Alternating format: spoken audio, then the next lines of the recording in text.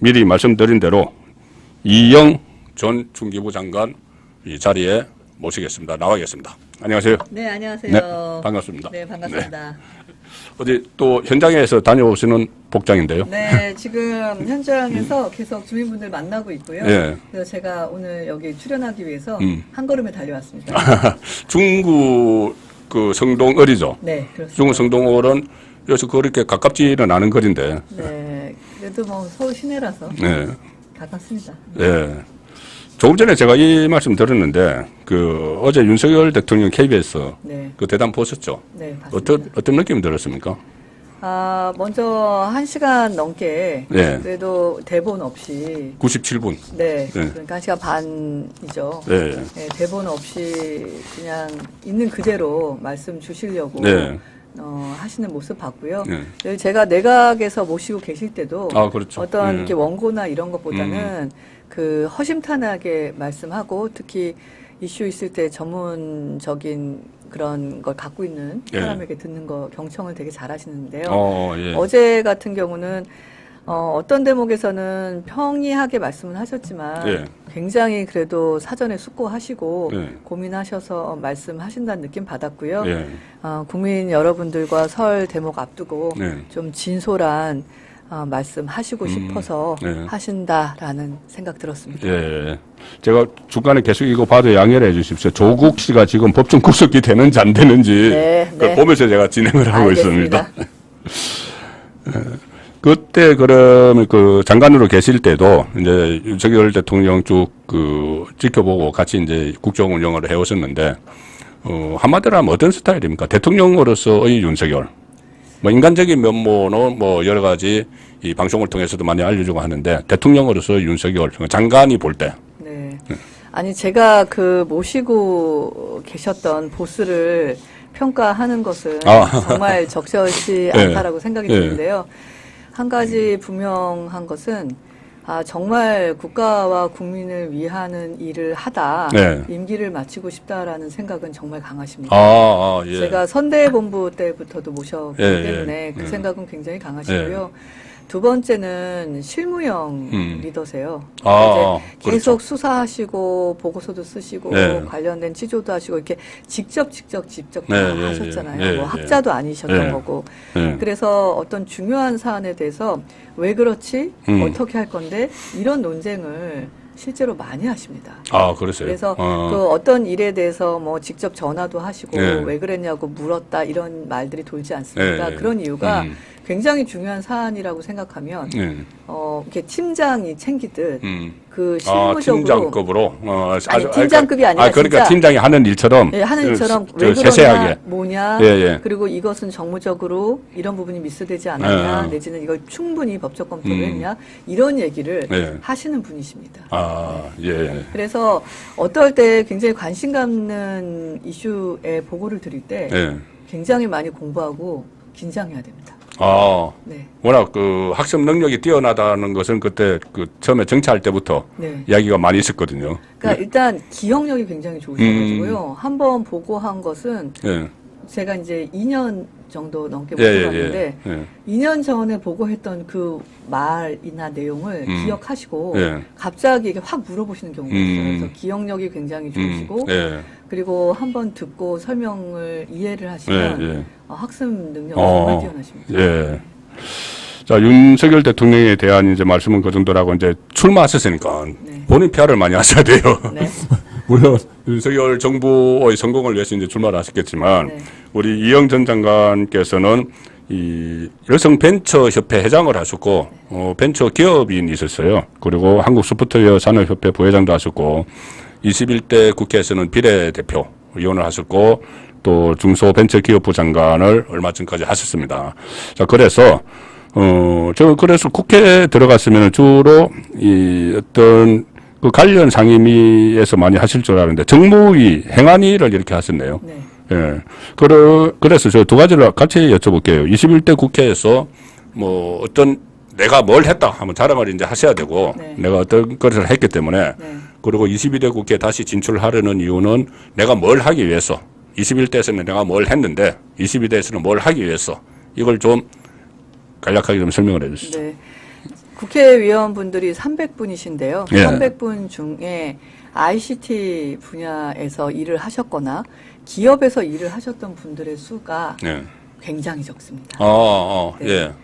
예. 저는 본의 아니게 갔을 때 예. 이게 기술, 과학기술, 그 다음에 정보통신기술, 예. 그리고 기업, 경제 이런 거를 대변하는 위치에 놓여 있었고요. 예. 그래서 첫 번째 법을 중소벤처 기살리기 3법. 예. 이래서 그동안 경제 활동을 좀 예. 역동적으로 만들기 위한 예. 법안을 제가 1호 법안으로 냈었습니다. 예. 그리고 이 당에 그때 이제 코로나도 시작이 됐을 때였는데요. 21대 국회에서 처음으로 제가 전자 발의를 했습니다. 그러니까 전자 발의. 예. 법안을 전자 발의할 수 있는 시스템이 있는데도 예. 계속 그걸 사용을 안 하죠. 안 하시고 예. 종이를 들고 예. 다니시거든요. 예. 그리고 업무 시스템도 팩스나 문자, 전화가 보편화되어 있습니다. 네. 그래서 그거를 이제 모바일 그룹웨어로 해서 전자화하는 일도 했었고요. 예. 그래서 일단 좀 생소한, 그러니까 여의도에서는 그런 분야를 잘 안 하는데 저는 계속 기술, 그 다음에 미래, 예. 그리고 기업 이런 부분을 대변하려고 예. 노력했고요. 예. 더 많은 이 분야의 사람들이 국회에 와야 된다라는 확신까지도 갖게 됐었습니다. 22대를 지금 준비하면서 이제 네. 국무위원 2년을 하다 보니까 우리 정치의 어떤 상대가 국민이어야 되는데 참 유감스럽게도 우리 정치는 늘 상대당 그렇죠. 바라보는 경우가 네. 있습니다. 그러다 보니까 여소야대의 형국에서 새 정부가 들어서고 다양한 개혁 아젠다와 함께 정부가 뭘 새롭게 강하게 추진하겠다라고 했던 모든 것들이 단순히 정부와 여당이 시작했다는 이유만으로 진행이 되지 못했습니다. 그래서 일할 수 있는 정부를 만드는 게 가장 중요하고요. 네. 그래서 일을 해서 대한민국을 변화시켜야 네. 그게 국민 여러분들에게도 돌아갈 수 있기 때문에 일단 일할 수 있는 국회가 되기 위해서 네. 이 여소야대의 네. 이 불균형은 깨야 한다. 그리고 그렇게 되고 난 뒤에 정말 5년 동안 해야 될 일을 2년 동안 너무 느리게 갔기 때문에 3년 동안 정부와 여당이 힘을 합쳐서 속도를 내고 결과를 만들어야 된다. 이런 생각 갖고 있습니다. 네, 그러니까 상대당을 보고 정치를 하는 게 지금 현실이에요. 우리나라 현실이고 특히 민주당 같은 경우가 더 그렇기는 한데 뭐 여당도 사실 마찬가지예요. 그런데 이제 앞으로는 국민을 보고 하는 정치를 위해서 22대 국회에도 이제 진출을 하실 꿈을 꾸셨고 그리고 여소야대도 바꿔야 되는데 지금 출마하신 데서 당선되면은 여소야대를 바꿀 수가 있어요. 그 현재 민주당이니까는 네, 박성준 그렇습니다. 의원이죠. 네. 여소야대 바꾸는데 일조를 할 수가 있는데 네. 예선전이 만만치 않은 것 같은데 제가 보니까 그 하태경, 삼선 하태경, 삼선 이해운 뭐 이렇게 했는데 이 중성동을 선택하신 이유는 뭡니까? 제가 이 사람들이 출마 선언하기 전에 선택을 하신 건가요? 이혜훈 선배님은 먼저 가 먼저 계셨고요. 있었고, 예. 먼저 가 계신 것을 제가 당과 협의할 때도 먼저 가 계신 거는 기정 사실화 하면서 얘기가 되고 있었고요. 하태경 선배님에 대한 얘기는 관심 정도를 갖고 있다 정도의 정보 갖고 있었을 그때는 종로 이제 한다고 하고 있었을 때죠. 네, 그렇습니다. 예. 그래서 저는 제가 이제 중소벤처기업부 장관을 하다 보니 저랑 가장 일적으로 연고지가 있는 건 중소기업, 벤처, 그렇죠. 소상공인입니다. 있어요. 작은 시장까지 하면 50개가 넘습니다. 근데 이제 그냥 시장이란 이름이 붙어 있지만 남대문, 동대문 이 정도 규모의 굉장히 큰 시장들이고요. 중구란 광장시장 이런 것도 다 그 안에 들어가 있네. 광장시장은 종로입니다. 거기 종로인가요? 그래서 제가 당에다가도 종로에도 광장시장, 통인시장이 있거든요. 그래서 종로와 중구와 이태원. 제가 이태원 참사 일어나고 제가 이태원 상권도 살리기 위해서 한 6개월 다녀서 상인분들이랑 관계도 되게 좋습니다. 그래서 요새 생활 속 상업이 일어나고 있는 시대이기 때문에 시장에 대한 가치가 전 세계적으로 재조명받고 있거든요. 그래서 종로부터 용산까지 제가 시장 벨트를 정말 새로운 부가가치가 있는 문화, 복합, 경제 이 공간으로 만들겠다라는 비전을 말씀드렸고요. 그리고 성동 같은 경우는 근대에는 달동네라고 얘기가 됐는데 예. 재개발 중이거나 재개발이 완료된 곳이 많습니다. 예. 그런데 학교나 의료시설이 부재여가지고요. 그냥 집만 멋있어진 예. 반쪽짜리 그 동네입니다. 예. 근데 우리가 강남의 재개발을 부동산 가격이 폭등해서 많이 부러워하시지만 또 한편으로는 이웃에 누가 사는지도 모르고 그렇죠. 교통체증으로 인해서 또 삶의 질은 굉장히 떨어지고 있습니다. 예. 그래서 성동 을에서 일단 집은 다 지어졌지만 집 주변에 정말 사람 향기 나는 따뜻한 동네 모델을 만들면 예. 우리나라의 재개발의 모델에 이정표를 만들지 않을까. 예, 그래서 굉장히 제가 일하기 매력적인 곳으로 생각해서 당이랑 조율하는 과정에 이런 비전을 갖고 이곳에 가서 이런 실현을 하겠다. 네, 그런 보통 말씀드렸습니다. 국회에 이제 출마하신 분들, 저도 정치부 기자를 굉장히 오래 했거든요. 네. 한 35년을 정치부 기자를 했는데, 출마하시는 분들 보면은, 딱 첫 느낌에 본인이 안다고 하던데, 이 주민들이 나를 반기는지 안 반기는지, 네. 명함 나눠주고 할 때, 네. 딱 뭐 감이 옵니까? 느낌 옵니까? 아, 나를 반기는구나. 중구, 성동구 주민들이. 솔직히 말씀드리면 첫날은 예. 서로 모르는 사이였고요. 아, 예, 예. 네. 예. 근데 둘째 날 문자를 받았습니다. 네. 그리고 광장시장에 모 상인이 전화가 왔습니다. 네, 네.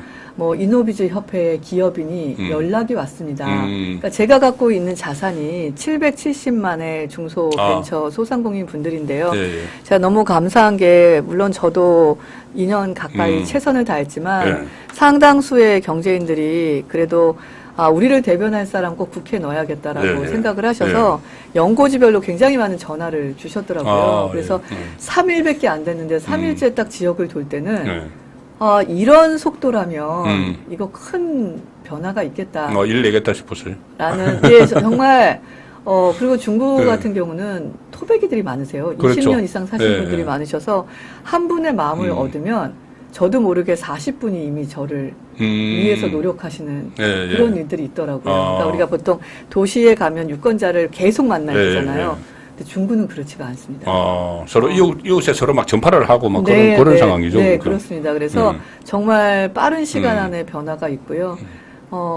월요일이 입춘이었지 않습니까? 정말 봄의 문이 열리는 듯한 느낌을 받았고요. 너무 감사하고 또 중구 성동울이 갖고 있는 그 어떤 숙제들을 풀 수 있는 적임자라고 일적인 측면에서 저를 평가해 주시는 분들이 생기고 있어서 굉장히 지금 의욕 갖고 뛰고 있습니다. 혹시 주민들 중에 뭐 다른 데 가신다더니 왜 여기 오셨어요? 이런 말은 안 해요? 제가 왜 여쭤보냐면은 그때 뭐 지역구 쇼핑 이야기가 있었잖아요. 네네. 저는 그걸 보면서 이것저것 너무 과한 프레임이라는 생각을 했어요. 네네. SNS에 글 올린 거잖아요. 네. 그 홍준표 대구시장하고 이제 그 통화한 내용을 하면서 그래서 뭐 분당을 가든 서초를 가든 뭐 선택을 하겠다 하면서 예시를 든 게 그 두 개인데 그거 가지고 이제 뭐 지역구 쇼핑 이야기가 나왔는데 좀 억울하셨죠 그때?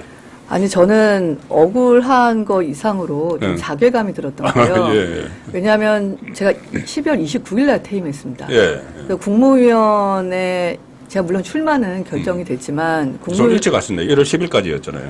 네, 근데 29일 날 저는 나왔습니다. 근데 그 국무위원으로 재직을 하고 있었고 매일매일 직원들과 업무를 하고 있었는데 제가 개각자 명단에 이름을 올린 이후로 제 의사와 상관없이 이제 서초울이라는 지역구가 이제 회자되기 시작했고요. 박성중 의원이 있는데 네, 또 며칠 지나지 않아서 분당을이라는 지역구가 회자가 되더니 거기는 민주당이잖아요, 김병욱. 네, 그렇습니다. 지금 김원혜 의원이 맞습니다. 근데 저는 몸이 중기부에 있고 일정을 소화하느라고 헉헉대고 있는데 신문, 방송, 뉴스, 유튜브에서 이제 양지에 대한 언급이 있으면서 굉장히 질타가 많았습니다.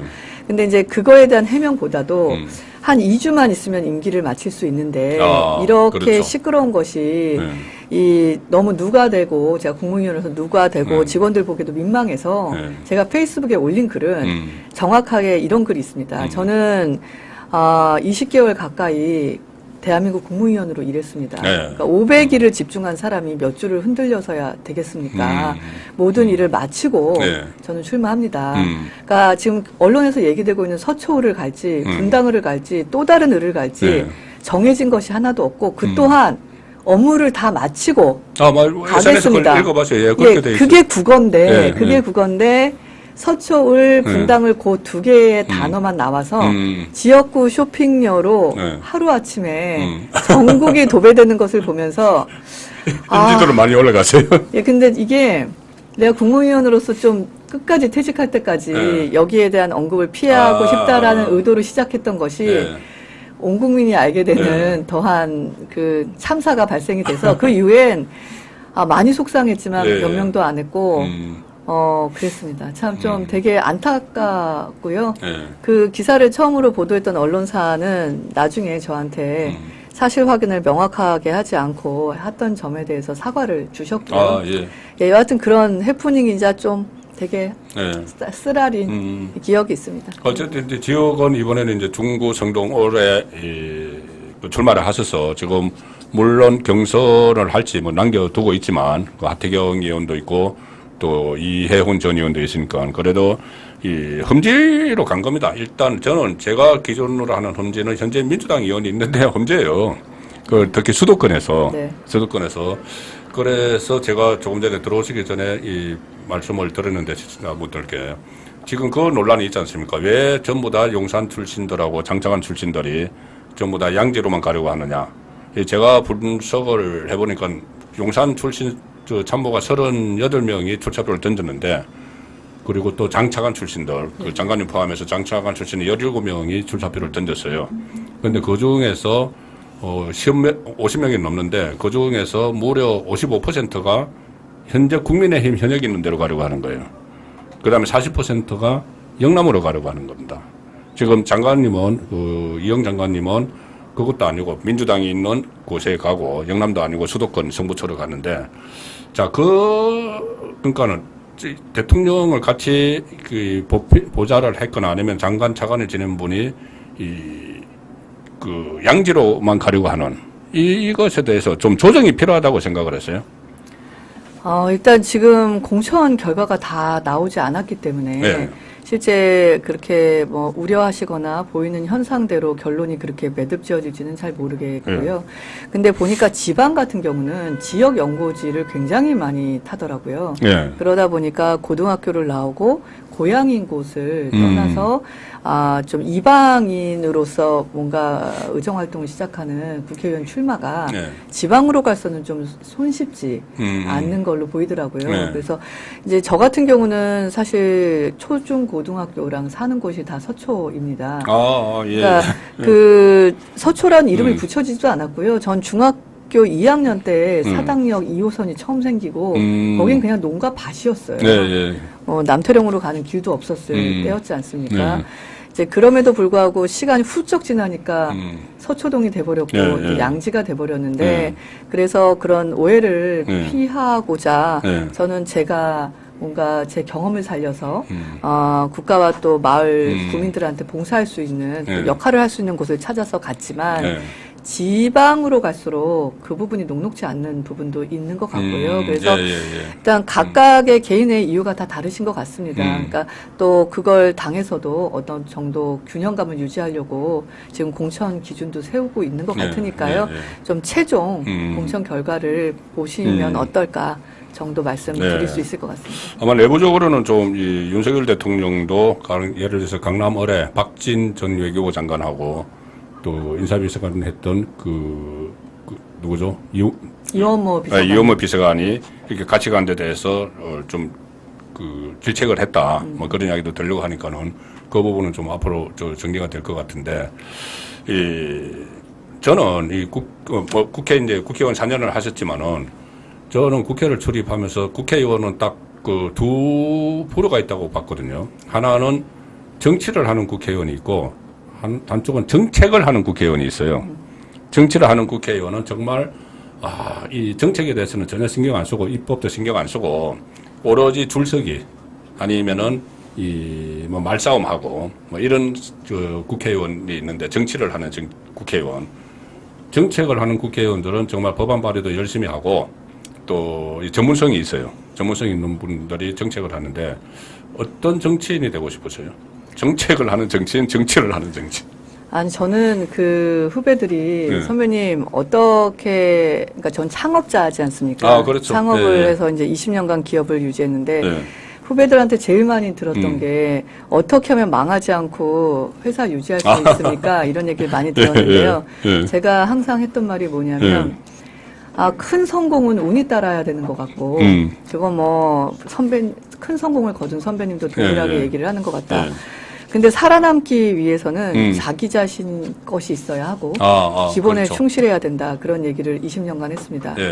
그래서 저도 살아남았고 제가 그 기업인 출신으로 국회에 왔을 때 여의도에 정말 아는 국회의원이 한 분도 안 계셨어요. 그래서 또 살아남아야 되지 않습니까? 그래서 그러면 내가 갖고 있는 것은 뭐지? 경제, 그다음에 과학기술, 정보통신. 그래서 그 부분에 의정 활동을 굉장히 열심히 했고요. 그게 계기가 돼서 또 국무위원 발탁도 된 것 같습니다. 그러니까 정치와 정책이 간극이 줄었을 때 국민이 바라는 정치가 된다고 저는 생각이 되고요. 국회와 행정부처의 간극이 줄었을 때 국민이 바라는 정치라고 생각을 합니다. 그래서 저는 그냥 제가 해왔듯이 제가 살아왔던 동안 경험하고 습득했던 뭐 기술이나 관계나 이런 노하우들을 가지고 국민 여러분들한테 기여할 수 있는 입법, 뭐 정책 이런 것들을 꾸준히 해나갈 생각입니다. 알겠습니다. 제가 지금 속보가 막 들어오기 때문에 조국이 이 2년 유죄는 그대로입니다. 1심 때 2년 유죄 선고를 받았는데 2년 유죄. 그런데 이게 지금 법정 구속을 할지는 지금 아직 결정이 안 된 것 같기도 하고 이게 1심에서 징역 2년 받았을 때는 부인 정경심 씨가 구속 상태였기 때문에 법정 구속을 안 했습니다. 그런데 지금 정경심 씨는 가석방으로 나와 있습니다. 나와 있고 오늘 같이 재판을 받았어요. 그 정경심 씨가 1심에서 1년 했으니까 2심에서도 그대로 나왔는지도 좀 지켜봐야 되고 그리고 2심에서 2년 실형이면은 법정 구속을 할지 그 부분은 지금 법정 구속이 면했다는 댓글도 올라오고 있는데 이 재판이 완전히 끝나면은 이 법정 구속 여부가 다시 나오는데 일단은 1심과 같이 징역 2년을 그 실형을 선고를 받았습니다. 자, 그래도, 그러니까 제가 조금 전에 정치하는 국회의원 이야기를 들었잖아요. 지금 이제 정책하는 국회의원을 지향을 하신다는 건 뭐, 저도 전문성이나 이런 것 때문에 다 이렇게 느껴지는데, 정치도 해야 되거든요. 국회의원 하면은. 아니, 그럼요. 그러니까 저는 정치와 정책이 구분되는 정치를 하면 안 된다는 거죠. 저는 국회의원일 때, 정부 정책 감시 특위를 제가 1년 차 때 만들어가지고요. 원내대표님 찾아가서 위원장 달라고 말씀을 드렸어요. 왜냐하면 뉴딜 정책이 굉장히 많은 예산을 소요하고 있는데 국민을 위해서 사용되고 있지 않다는 판단되기 때문에 조목조목 다 조사하고 굉장히 강력한 비판을 대정부 질문부터 했습니다. 그 결과적인 모습을 보시면 굉장히 정치적 성향이 강한 국회의원이구나라고 느꼈을 것이고요. 제가 그때 유튜브에 한 70만 이상 조회수도 나왔던 것 같아요. 저는 이게 뭔가 이 팩트에 기반하고 그다음에 분석과 이 관련된 데이터들을 가지고 강하게 아닌 것에 대해서 상대당에 대해서 질책하고 시정 요구할 수 있는 그런 목소리를 내는 정치가 필요하다고 생각합니다. 알겠습니다. 법정 구속은 면했다고 나옵니다. 이게 2심에서도 징역 2년을 선고받았는데 업무방해, 청탁금지법 혐의로 됐는데 법정 구속은 하지 않았다. 그래서 법정 구속은 또 하지 않았습니다. 정경심 씨도 여전히 지금 석방이 되어 있는 상태고, 자, 그래서 이렇게 되면은 조국 씨는 지금 신당 창당을 한다고 하지 않습니까? 아마 또 신당 창당을 본격적으로 하는 그런 또 어처구니 없는 일이 벌어질 것 같은데 지금 핵심은 이재명이 만든 준연동형 비례대표제를 유지를 하면서 만든 뭐 통합 비례정당 거기에 조국이 참여를 할 것인지 아니면은 조국이 따로 나와서 신당을 만들어서 이번에 준연동형이면은 한 3%면 의석 하나 가져갑니다. 그런데 기호 1번은 여성이 해야 되기 때문에 조국이 1번을 할 수가 없죠. 그러면 2번 하면은 한 4, 5%에서 또 그 2명까지 될 수가 있습니다. 저번에 열린민주당이 한 5% 정도 했는데 3명이 당선이 됐죠. 자, 그래서 조국은 일단 법정 구속이 안 됐기 때문에 또 대법원 확정 판결에 나올 때까지 또 뭐 비법률적인 방식으로 본인이 이야기를 했죠. 비법률적인 방식으로 자기 명예 회복을 하겠다. 자기 딴에는 그렇게 이야기를 하는데 그 딸 조민 씨도 지금 구형이 나왔습니다. 집행유예형 구형이 나온 상황이라서 지금 댓글에서도 왜 이것이 법정 구속이 안 되는지 상당히 의아해하는 그 분들이 많으신데 일단 글쎄요, 불구속 원칙 뭐 이런 것이 특정인에게만 좀 적용이 되는 그런 상황이어서 좀 안타깝게 이해가 선뜻 안 가기도 합니다. 자, 그래서 일단 그러면 조국은 법정 구속은 되지 않았고 신당을 만드는 쪽으로 갈 텐데 이 조국 사태 때 현역 국회의원 있었잖아요. 네. 그 조국 사태를 보고 뭐 어떤 생각을 좀 하셨어요? 진보의 민낯 뭐 이런 이야기를 하고 그때 진보 진영에 좀 환멸을 느껴서 진중근 교수나 아니면 지금 비대위원으로 있는 김경률 회계사 또 서민 교수가 전부 다 그 진보 진영을 떠났는데 조국 사태 때 어떤 생각을 좀 하셨어요? 지금 뭐 자제분도 있고 뭐 교육을 다 하고 했을 텐데. 아니, 제 주변에 이제 40, 50대들이 사실은 그 진보 성향을 갖고 있는 사람들이 많습니다. 네. 벤처나 IT 또 여성 굉장히 많이 진보 성향을 갖는 분들이 많은데요. 네. 조국 사태 이후 제 주변에서는 네. 굉장히 많은 분들이 돌아섰습니다. 그렇죠. 그래서 이제 말 따로 행동 따로 네. 그리고 그 선의를 믿고 네. 또 함께 힘을 모아주면 뭔가 같이 더불어 살 수 있는 변화된 네. 대한민국을 생각했는데 네. 그건 말뿐이었고 결국은 굉장한 기득권을 유지하면서 자기들만의 리그를 했다라는 것에 굉장히 많은 분들이 환멸을 느꼈던 걸로 네. 알고 있고요. 그러면서 보수의 진정한 가치에 대해서 네. 많은 분들이 또 새롭게 조명하는 그렇죠. 그런 네. 계기도 됐다고 생각합니다. 예. 지금 국민의힘은 이제 한동훈 비대위 체제고 어차피 이번 총선도 이 한동훈 이 브랜드가 많이 작용을 할 거예요. 네. 그 브랜드가 작용을 해서 지금 한동훈의 국민의힘 대 이재명의 민주당 대결 구도로 지금 이재명은 물론 윤석열 대 이재명 대결 구도를 가져가서 정권 심판론을 하려고 하지만은 한동훈 비대위원장이 짠 하고 나타난 이후에 한동훈 대 이재명 구도가 되는데 한동훈의 비대위원장으로서 요즘 그 한 달 동안 광폭 행보를 보였는데 어떻게 평가하세요? 그러니까 제가 지금 후보여서 네. 후보면서 비대위원장님을 평가할 수는 없으나 지금 보시면 국민분들이 네. 한동훈 위원장님의 출연 이전에도 네. 뭔가 아까 지금 말씀 주신 네. 앵커분이 조국 사태부터 해서 네. 보수에 대한 어떤 열망, 새로운 희망, 기대가 있으셨는데 턱하니 마음을 주시지 못하고 계셨어요. 네. 근데 이제 한동훈 위원장님 오시면서 변화된 보수, 변화된 국민의힘 네. 이런 행보들을 네. 함께 진행을 하면서 네. 이게 준비된 마음을 이게 다 기다리셨던 것 같아요. 예, 예, 그래서 이렇게 예. 확 주시면서 지금 보시면 당 지지율이나 대통령님 네. 지지율 뭐 등등 굉장히 상승 곡선을 네. 최근에 보이고 있지 않습니까? 그리고 제가 만나는 분들마다 네. 이번 총선에 꼭 이기라는 그런 덕담을 많이 주세요. 네. 그만큼 국민들이 갈 곳을 잃고 계시다가 네. 이제 저 정도면 좀 믿고 마음 주고 한번 대한민국을 위해서 같이 달려보자 네. 하시는 것 같아서 큰 역할을 하고 계시다고 생각합니다. 그 한동훈 비대위원장이 그 지역 중구 성동 어뢰도 좀 지원 요새를 좀 각오하면 상당히 도움이 될 텐데 네. 특히 시장이 많으니까 네. 저번에 시장에 경동시장 갔나요? 네. 그 한동훈 비대위원장 거기 가서 이게 먹방 하는 것도 상당히 자연스럽던데 네. 그 시장으로 한번 초대를 하시죠. 아니 그럼요. 제가 뭐 국무위원일 때 제 네. 옆에 늘 앉았습니다. 예. 제- 같은 국무위원이었네. 네, 제 오른쪽에 항상 고용노동부 장관님이 앉으셨고요. 예, 예, 그다음에 예. 한동훈 장관님이 앉으셨는데 가끔 들어오는 입구에 네. 같이 들어오게 되는 경우 그날 사진이 엄청 많이 찍혔습니다. 아. 그래서 제가 농담으로 네. 고용노동부 장관님한테 왜 매번 네. 서울의 국무회의에 참석하십니까? 세종에만 참석해 주시면 제가 한동훈 장관님 옆에 앉을 수 있는데 자리 배치가 그 다른가요? 그러니까 이게 세종으로 가시면 네. 이게 순서가 있어요. 순서가 서열. 있어서 장관 서열이 있죠. 그래서 제 오른쪽이 고용노동부 장관님이고 그다음에 이제 한동훈 장관님이 앉으셨거든요. 네. 그래서 세종에서도 들어오실 수 있어요. 원격으로. 그래서 왜 장관님은 매번 서울에서 국무회의를 들어오십니까? 그랬던 농담도 있었습니다.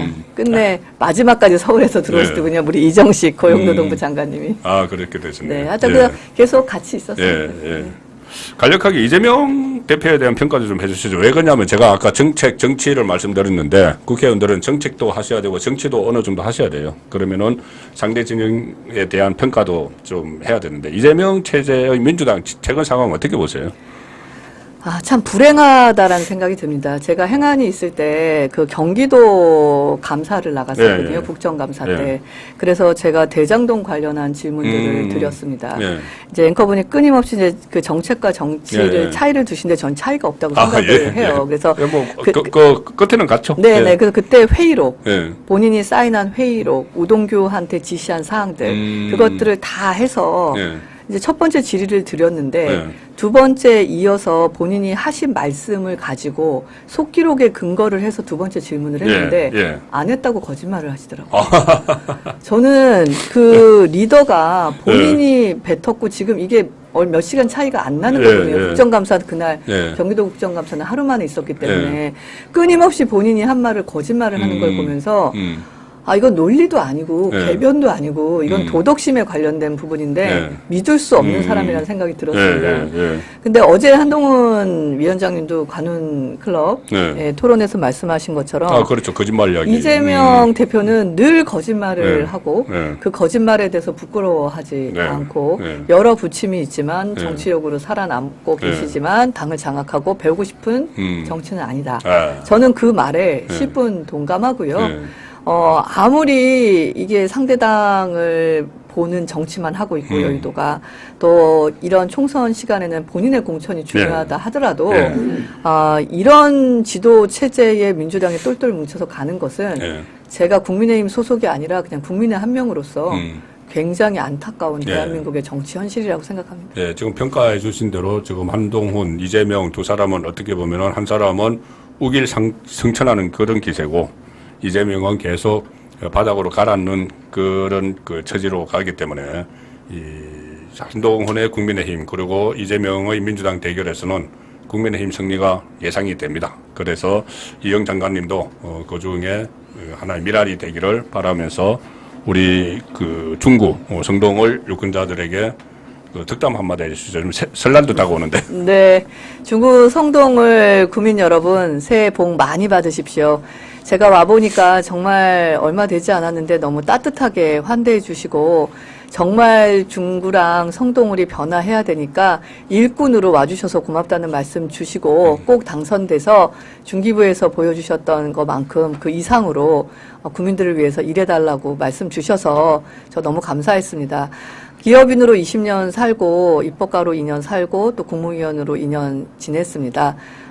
국회에서 쌓은 경험 그리고 정부에서 쌓은 경험 그리고 무엇보다도 현장에서 20년 우리 각각의 국민들이 어떻게 살고 계시는지를 알고 있는 사람이기 때문에 꼭 기회 얻어서 중구 성동을 변화시키겠습니다. 감사합니다. 제가 조금 전에 그 국회를 제가 13대부터 출입을 해서 취재를 했거든요. 그 보면은 가장 이렇게 일머리가 있다고 하잖아요. 일머리가 있으신 분들이 기업 하시던 분이에요. 사실은 기업에 창업도 해보고 그리고 또 사람들도 이렇게 다뤄보고 했던 분들이 참 일머리가 있어서 국회에 들어오시면은 많은 역할을 하실 수 있을 것 같습니다. 지금 또 가셔서 선거운동 하셔야 되는데 여기가 여의도인데 가장 가까운 중구가 만리동쯤인가요? 여의도에서? 제가 내비를 찍어보겠습니다. 어쨌든 가서 열심히 현장 뛰시기 바랍니다. 고맙습니다. 네, 감사합니다. 네.